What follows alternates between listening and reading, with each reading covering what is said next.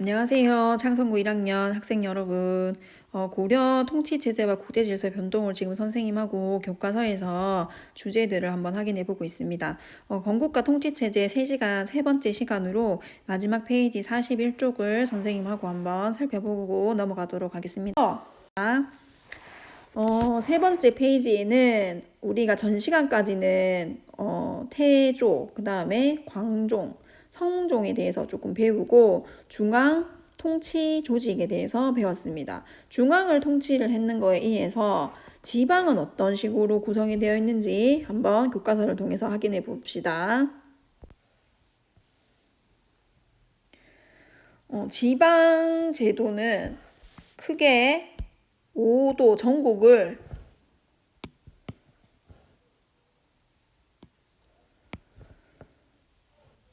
초기에는 호족들이 다스렸지만 성종 때는 통치체제 정비가 이제 중앙은 완료가 되고 지방간이 파견되면서 행정조직이 정비되기 시작했다라고 여기 나오죠. 그래서 전국을 5도와 양계 두 개의 계로 나누었다라고 했습니다. 여기 지도를 보면은 서해도, 교주도, 양강도, 경상도, 전라도 5개가 있기 때문에 5도라고 얘기하고 양계라고 하면 여기가 국경선이겠죠. 그러니까 여기에 북계, 양계를 합쳐서 뭐라고 하느냐? 양계라고 표현을 하는 겁니다. 알겠죠, 여러분? 그래서 5도는 일반 행정구역이다라고 되어 있습니다. 그러면 양계는 어떻게 되어 있을까요? 군사행정구역이다라는 거죠. 양계는. 그래서 일반 행정구역과 군사행정구역에는 파견되는 사람이 당연히 다르겠죠. 그래서 5도에는 안찰사가 파견이 되고 양계에는 군사병자, 그러니까 우리 병사할 때 그 병자를 써서 병마사를 파견했다라고 했습니다.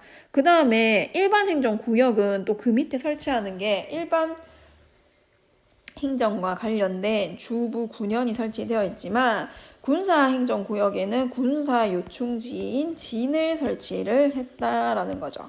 이해되죠, 여러분? 특이하게 이 고려는 5도 양계 이외에도 특수행정구역이다라고 해서 향, 부곡, 소가 있었습니다. 여기는 속현과 향부곡소는 지방간이 파견이 안 되고 주현의 수령의 통의 지배를 받았다라는 거죠. 그러니까 수령이 파견되는 것은 주군현까지라는 거예요. 속현하고 향부곡 소에는 파견이 안 됐다라는 거 여러분이 잘 알아놔야 됩니다. 그 다음에 군사조직, 여기까지가 지방조직과 관련된 설명이고 밑에 부분이 군사조직과 관련된 설명입니다. 그래서 군사조직은 중앙군, 중앙을 대비하기 위한 군사, 지방을 방어하기 위한 군사로 구성이 되어 있는데 중앙군은 2군, 6기로 구성이 되고 그 다음에 지방군은 양계에 주둔하는 주진군, 5도에 주둔하는 주형군으로 구성된다라고 기억을 하면 되겠습니다. 그 외에 이제 관리는 어떤 식으로 뽑았느냐? 과거제와 음서제 2개 다 있었다라는 거죠. 과거제는 우리 광종 쌍기의 건의를 받아들여서 본인이 원하는 인재를 등용하기 위해 만들었다라고 했고 음서라고 하는 거는 이제 음자는 우리 한문으로 보면은 그늘 음자인데 우리가 왜 부모님의 그늘이 있으면 좋다라고 얘기하잖아요. 그러니까 부모님의 덕, 그다음에 조상의 덕 같은 걸로 이제 관직에 나아가거나 한다라는 거죠. 그래서 문관을 뽑는 과거부터 한번 봅시다. 문관을 뽑는 제술가, 명경가 있었고 제술가, 술자 보면 우리 지금도 쓰죠. 논술형, 서술형 글을 잘 써야 된다라는 거예요, 여러분. 그래서 문학적 능력이 뛰어난 사람들, 그 다음에 최승로의 시무 28조처럼 자기의 의견을 논리 정연하게 써가지고 왕에게 올릴 수 있는 능력을 얘기하는 거죠. 이거는 여러분 논술 그 다음에 서술, 이 술자로 기억을 하면 되겠습니다. 명경과는 뭐냐면은 경전을 진짜 열심히 외워서 만약에 교과서 1쪽부터 100쪽까지 외워서 그 내용을 써라 라고 하면은 그냥 한자의 토시 틀린 것도 없이 술술술술 써내려 가야 되는 거예요. 그대로 자기의 의견을 달아서도 안 되고 그다음 병형해서도 안 돼요. 그게 바로 명경과예요. 그 다음에 기술관을 뽑는 작과. 우리가 지금 되게 직업적으로 이렇게 사람들이 선호하는 직업 있죠. 의사, 그 다음에 회계사, 그 다음에 법률가 이런 게 다 잡과에 이 당시에는 잡과에 속했던 직업군이었다라는 거. 원칙적으로는 양인 신분 이상이면 과거에 응시가 가능했지만 공부라는 것도 여러분 내가 지금 당장 먹고 살게 없으면은 공부하기 힘들잖아요. 그래서 농민들은 대부분이 과거 시험을 보기가 어려웠습니다. 불가능한 건 아니었어요. 단지 굉장히 힘이 들었다라는 거죠. 하려고 하면. 그 다음에 이 무과는 무관들을 뽑는 건데 고려시대에는 거의 없다라고 보면 됩니다, 여러분.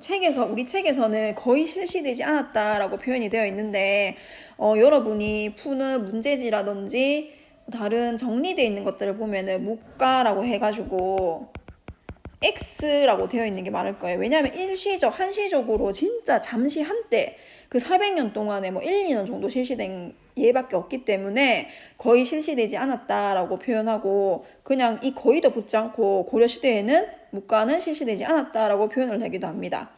그렇게 기억을 하면 되고 이 그게 무과라는 시험이 없기 때문에 무인들은 보통 세습을 통해서 충원되거나 간단하게 그냥 테스트를 통해서 선발을 했다라는 거죠. 그 다음에 이 음서와 관련된 내용은 개국공신 있잖아요. 나라를 세우는데 공을 세운 사람들, 그 사람들을 비롯해서 뭐 5급 이상의 관료들에게는 그 자식들은 과거 공무원 시험 치지 않고 그 다음에 관직에 나아갈 수 있는 음서를 통해서 관직에 임용될 수 있게 만들었다라는 겁니다. 조선시대하고 비교를 한 문제가 많이 출제가 될 수 있습니다. 우리 선생님이 지금은 고려를 하고 있지만 시험 범위는 조선까지 다 들어가잖아요. 그래서 이 아까 전에 우리가 봤던 지방제도, 중앙정치조직, 그 다음에 관리등용제도, 교육제도 같은 거는 조선시대하고 비교해서 잘 여러분이 구별할 줄 알아야 됩니다. 알겠죠? 문제는 그런 식으로 많이 출제가 되니까. 그 다음에 관리 양성 유교 교육을 위한 교육제도 강화를 위해서 배경에는 국자감을 두었고 지방에는 향교를 설립했다. 여기 잘 봐야 되겠고 그 다음에 고려 중기에는 채충의 문헌 공도를 비롯해 채충이란 사람이 그러니까 자기 제자들을 양성하는 집단 이름이 문헌 공도예요. 그러니까 이런 것들이 굉장히 여러 개가 있었다는 거죠. 이게 뭐냐면은 이른바 사학 12도. 문헌 공도가 한 개의 도가 되겠죠. 12개의 이런 것들이 있었다는 거죠. 지금으로 치면은 사립학교라는 거예요. 사립학교. 그러니까 공립교육보다는 사립교육에서 교육을 받는 것들이 어쩌면은 돈 있는 귀족 자제들 사이에서 유행을 했다라는 겁니다. 이해되죠? 지금하고 굉장히 비슷하죠. 뭐 자사고는 조금 예외가 아닌 것 같고 개인적으로 자기가 인재를 양성하기 위해서 자기 사비를 털어가지고 자기 이름을 건 학교를 만든다라고 생각을 하면 되겠습니다. 그래서 국자감 내에 이렇게 사학 쪽으로 많이 몰리게 되니까 국가적으로도 투자를 해서 국가적으로 그러니까 인재를 양성하기 위한 그런 움직임이 보여지게 되는데 양형고 같은 것들을 설치를 하고 7개의 전문 강좌 7제라고 하죠. 그래서 관학, 공립학교 교육의 진흥을 꾀하였다라고 보면 됩니다. 그래서 옆에 보면은 아까 선생님이 얘기했던 과거 시험 술자 들어가니까 글을 잘 써야 된다라는 거죠. 그래서 자기가 얼만큼 문학적으로 재능이 있는 시험이냐라는 거 보는 거고 경전을 열심히 외워서 그 암기한 내용을 그대로 써야 된다라는 거예요. 이해되죠? 그 다음에 잡과는 기술관, 법률 회계 지리 이런 거 뽑는 시험이었고 무과는 있었다 없었다? 고려 시대에는 무인을 뽑는 공무원 시험은 없었다라는 겁니다. 그 다음에 양형고는 일종의 장학재단이다. 그래서 1단원을 오늘 시간을 마지막으로 한번 살펴봤습니다. 하나하나 뜯어서 보면 여러분 어때요? 좀 버릴 게 없죠. 그래서 흐름으로 계속 이해를 해야 됩니다. 흐름으로 이해하고 여러분이 스스로 빈칸 같은 걸 만들어서 스스로 점검해보고 체크해보고 이렇게 하면서 계속 머릿속에 좀 큰 흐름을 넣어서 기억을 잘 할 수 있도록 합시다. 수고했습니다.